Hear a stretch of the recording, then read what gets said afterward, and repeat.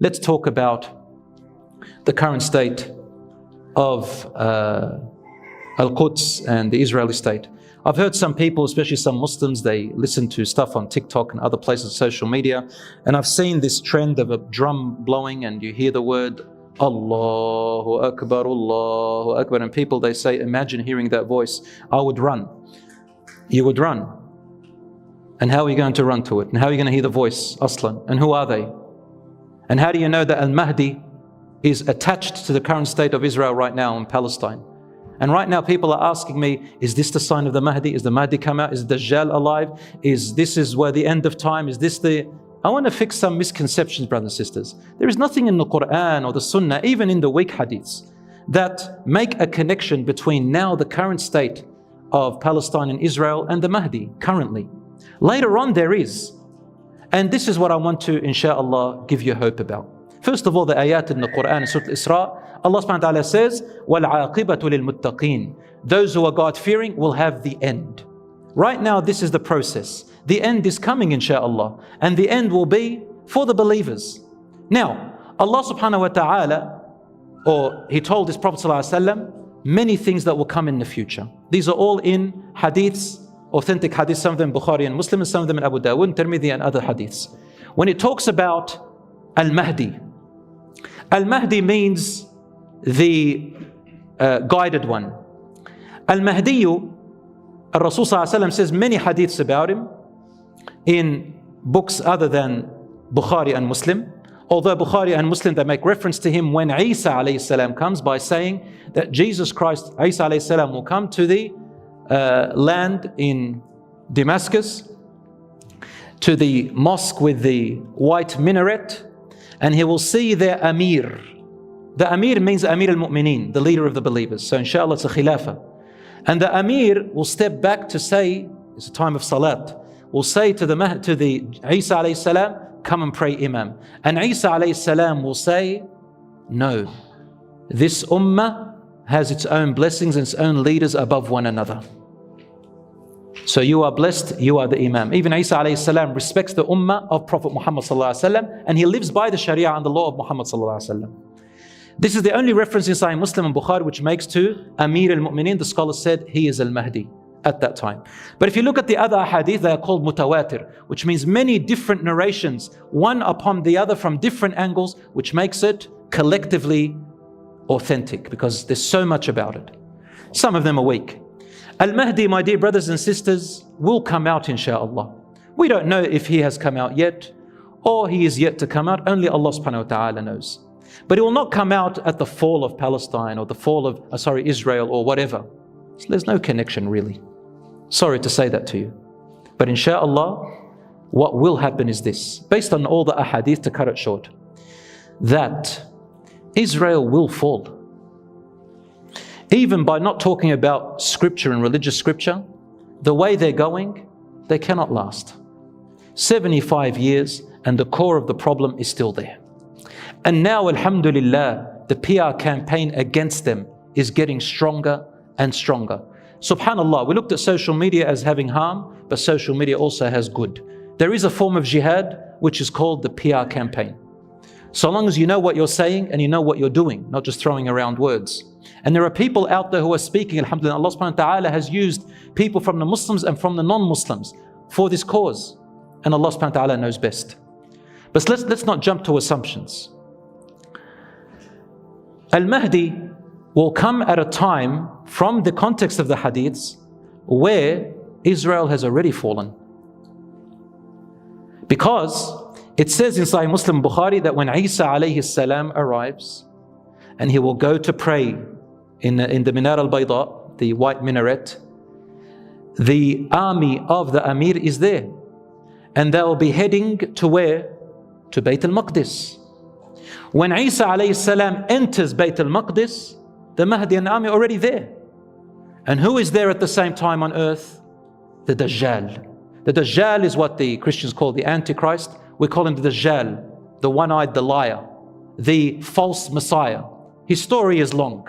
But the Dajjal will be there and Isa alayhi salam will come and his mission will be to kill the Dajjal. The hadith, which is in Abu Dawud, Tirmidhi and others, says that the Dajjal will come from a place towards Al-Aqsa to fight the army of Al-Mahdi, the Muslims yani. And we are already in Al-Aqsa way before. And with him there will be 70,000 Jews whose lineage is from Asbahan or Esfahan, which is now called in Iran. And even right now there are Jews who live there, but they are peaceful Jews and they don't agree with all this Zionist stuff. They're peaceful people, and most of them are businessmen, and they're actually called Iranian Jews. They don't call themselves Israeli Jews, but they're from Asfahan. And what this means is they'll come with 70,000 Jews from Asfahan, meaning that they did disperse in the world, but their origins and their lineage is from Asfahan once upon a time. So the Jews are not in Israel, and the Jews come back and Al-Mahdi is there, and then Isa السلام will come out, and when he sees the Dajjal, he melts in front of people and he starts running away, and then he comes and kills them with his sword, and then blood stains on his sword, and he says to the people, if this was your God, because they start believing he is their God, they believe he is the Messiah, will he die? And that's when a large group of Christians themselves, they return back to truth. A large group of those who became Christians and Catholic and Orthodox, they do see the truth, and they follow Isa alayhi salam. And a number, Allahu A'lam, some scholars said, and a number of Jews as well. Allahu A'lam. Allah knows best. The Mahdi will come out, according to the hadith which is in Abu Dawud, Tirmidhi, that he'll come out from the Far East. Where is the Far East? There is a hadith which says that he comes from Khurasan, and the black flags will come from Khurasan, and that's the sign. But the hadith is weak, brothers and sisters, and there's nothing authentic about Khurasan in itself. But black flags will come to support Al-Mahdi from the Far East of Medina, so towards Iraq and that area. And when they come, they'll hear about him. Al-Mahdi will be running away from a group of people, army, who are after him, after 3 sons of kings will fight over our treasure. The Prophet ﷺ said, Kanzikum. And Ibn Kathir says, your kanz is Mecca. That's your kanz, your treasure, meaning what you have very dear to your hearts. And these 3 kings will fight over it. Not one of them will get authority over it. And that's when Al-Mahdi will come running away, and he will seek refuge in Mecca, around the Kaaba in Mecca. And that's where the scholars will recognize him, and people will walk around him and they will support him. And then there will be people and armies coming after him to kill him for some reason. The earth will swallow them, as in the hadith al-sahih, and then the people will hear about him, and it becomes wajib and fard to follow him and support the Amir. He'll become the Khalifa of the believers. That's basically what we have. Everything else, brothers and sisters, we cannot say for sure. Some people ask me, is it the last hour? I say to you what the companion said to Rasulullah sallallahu alaihi wasallam. He said, Ya Rasulullah, mata as-sa'a? When is the last hour coming? And he said, ماذا أعددت لها? What have you prepared for it?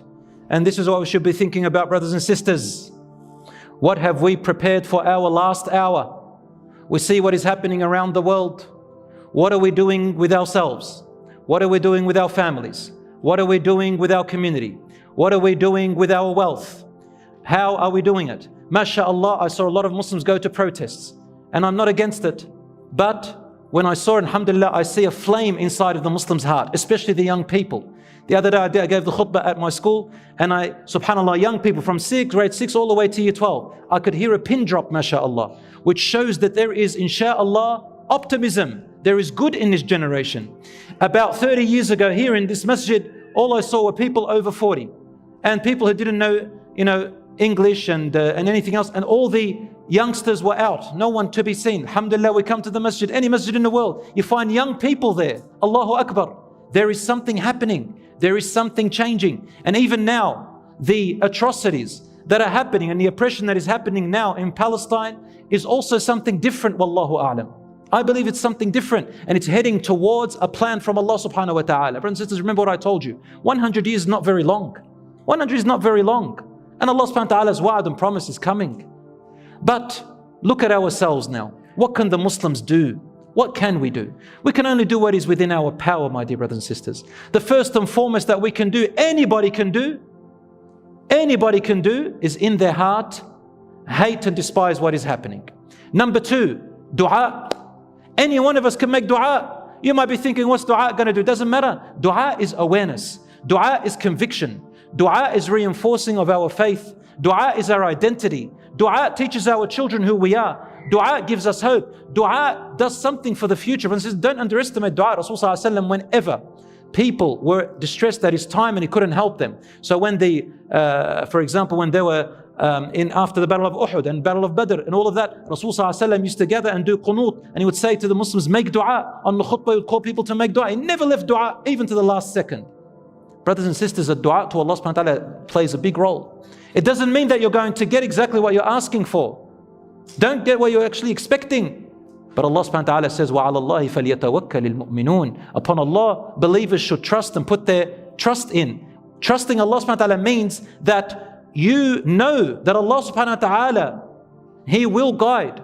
And that when the time comes, you will stand beside Allah subhanahu wa ta'ala and you will, inshaAllah, be among the righteous because you trust in Allah subhanahu wa ta'ala. Trusting in Allah subhanahu wa ta'ala doesn't mean I make dua and I don't do anything. I do what is within my power. Number 3, people are giving in charity, alhamdulillah. Charity is important. Whatever we can send to help them. Number 4, the PR campaign. The PR campaign. A lot of us, alhamdulillah, we're sharing footages, we're sharing things, we're making awareness. I know that some scholars, they said, don't show atrocities and think, well, we can't really stop that. But at the same time, there is good in some of the things that we are sharing because it's creating awareness as well. And it makes us, those who really do care, inshaAllah, are aware, and we're learning more than what we ever learned before, subhanAllah. Number 5, my dear brothers and sisters, very importantly, there is a big sign. Why hasn't Allah subhanahu wa ta'ala given us what we want? Allah knows best. But perhaps we are not ready for it. Perhaps we are not ready. Perhaps if Allah subhanahu wa ta'ala gives us right now, we would corrupt. Perhaps Allah subhanahu wa ta'ala knows that it's not the best time. Then what about the children? What about the women? What about all of that? We continue to support them and raise our voices. And we ask Allah subhanahu wa ta'ala to unite the believers and to save and protect our brothers and sisters in Palestine and all around the world.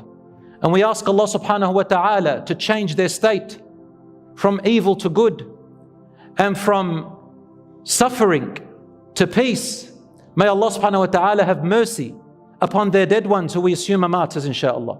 And may Allah subhanahu wa ta'ala make their children faratan wa dhukhran, awaiting for them at the fountain with the Prophet ﷺ on the Day of Judgment, and waiting for them at the doors of paradise. Brothers and sisters, death is not a loss. Death can sometimes be a victory. And they have never left behind a generation, except that generation is just as strong as the generation that was before them. Have you heard a 7-year-old child speak in Palestine? In Gaza? Have you heard him speak? Girl or boy? 9 years old, 10 years old, 7 years old. Allahu Akbar. What courage, what bravery, what heroes. La ilaha illallah. They don't believe that they are losing, brothers and sisters. Yes, they're in pain. Yes, the suffering is making them feel what has happened to the Muslim Ummah. It's like a humiliation. They're feeling sorry for everyone else. But they know that, alhamdulillah, death will inevitably happen. From the moment they are born, they've got their shrouds ready. You know, from the moment they're born, they say, anytime I can die. And when you see any of them die, yes, they cry and everything, but you hear them saying, Fidaki, Palestine. Fidaka abi wa ummi ya Rasulallah. Fidaka ya dini. I ransom myself for my religion. I ransom myself for my Prophet ﷺ. I ransom myself for this cause. So why do we have to give up? Brothers and sisters, the Muslims nearly got wiped out in the 12th century. Nearly wiped out by the Mongols. Yet Allah subhanahu wa ta'ala brought back from the ashes the victory and the power again. It lasted right up to later on until Allah subhanahu wa ta'ala brought Islam and Muslims and justice and goodness back. My brothers and sisters, I complete this talk with the ayah in the Quran where Allah subhanahu wa ta'ala says, أعوذ بالله من الشيطان الرجيم بسم الله الرحمن الرحيم ولا تحسبن الله غافلا عما يعمل الظالمون إنما يؤخرهم ليوم تشخص فيه الأبصار مهطعين مقنعي رؤوسهم لا يرتد إليهم طرفهم وأفئدتهم هواء. Allah says in Surah Ibrahim, and do not assume that your Lord Allah is unaware of what the oppressors are doing. He is merely giving them respite for a very short time, till a day comes, don't worry, where they will be standing on a day and their eyes are looking in terror and horror, and their hearts they will feel as if it is outside of their body from the fear and horror that they will be facing. Their heads dangling down in fear and humility, and their eyes are forced to look at hellfire and they try to look away. Allah also says, and do not assume that those who have been killed in the path of Allah, that they are truly dead. No, they are living, being provided by their Lord. And they are happy and joyous. And they are so joyous and waiting for what? And they are so joyous, anticipating what is waiting for their brethren that are still left behind on earth. And they call out, do not fear, and have good tidings with paradise that has been promised to you. May Allah subhanahu wa ta'ala remove the suffering of our brothers and sisters in Palestine and all around the world. O Allah, O our Lord, bring victory sooner than later. O Allah, protect them. O Allah, have mercy upon their dead. O Allah, let their children be their intercessors on the Day of Judgment. O Allah, forgive our shortcomings and assist us and guide us to that which pleases you. O Allah, have mercy on them and upon us. O Allah, guide those who are lost. O Allah, we ask you to keep our hearts firm and to help us stay steadfast. O Allah, accept our dua and fulfill your promise which you have promised. هذا وصلى الله على نبينا محمد وعلى آله وصحبه أجمعين.